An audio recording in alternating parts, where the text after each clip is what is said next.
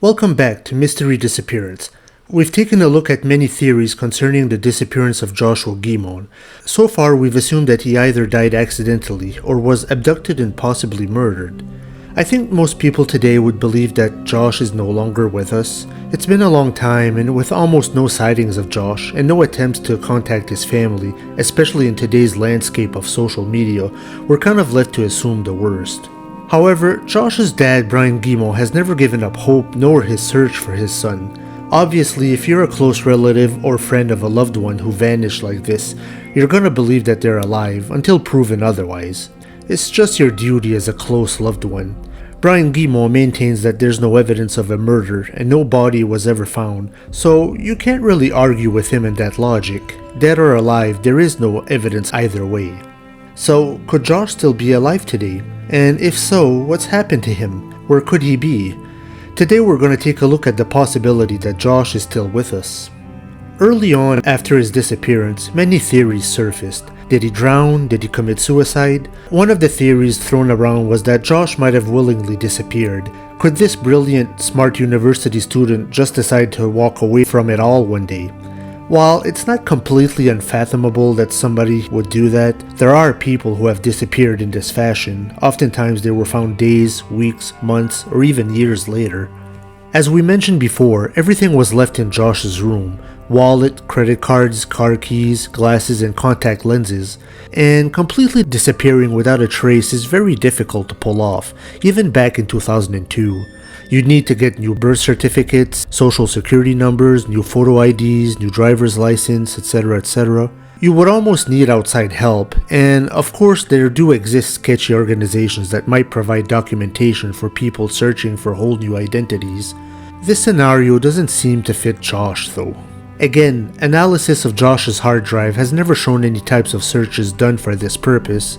No bizarre searches on how to disappear or how to get new identity, producing documents, or organizations helping with such purposes. In other words, if Josh decided to disappear, he must have decided spur of the moment, because there is no evidence or facts to support that that's what happened. And let's say that Josh did disappear willingly. What would be his motivation for doing so? Did he put himself too high on a pedestal with his law aspirations? He felt like he was crumbling under the pressure and decided to walk away from it all? Did his ex-girlfriend Katie's flourishing relationship with best friend Nick hurt Josh's ego enough to cause him to leave? Or was Josh questioning his sexuality, and this fact was too hard to come to terms with, and he preferred to leave rather than face his family and friends with this fact? I've mentioned before that Josh had broken up with his girlfriend Katie during the summer of 2002. One thing that was strange is he never told his mom or dad about the breakup.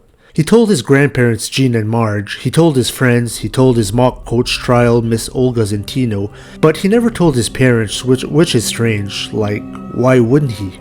From what we can gather of Josh's personality, he had a lot of pride and was always happy to show off his accolades and trophies to his parents. So obviously he wanted to make his parents proud, which is true for all of us.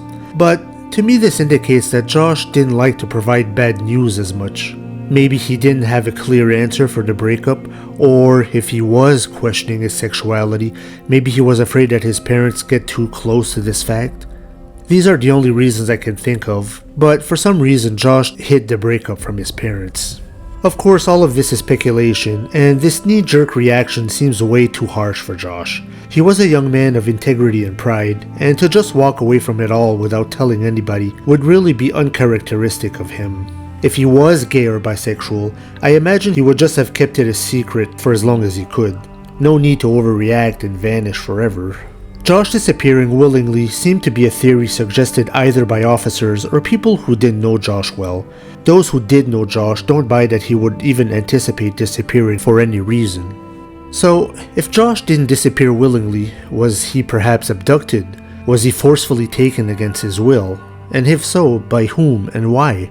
I remember the first time I was pondering the possibility of Josh still being alive. The first thing that popped into my mind was that Josh might have been absorbed into some form of sex trafficking ring.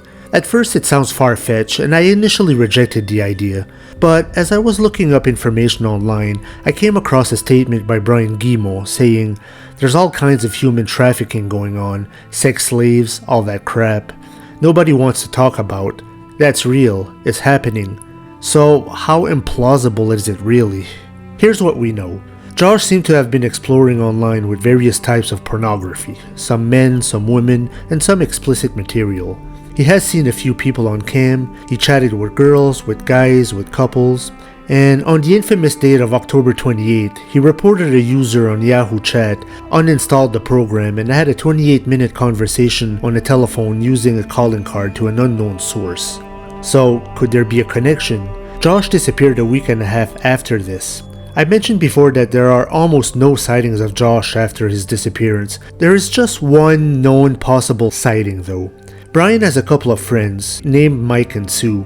On March 28 of 2003, over 4 months after his disappearance, Sue claimed that she and Mike were on vacation in Las Vegas, Nevada.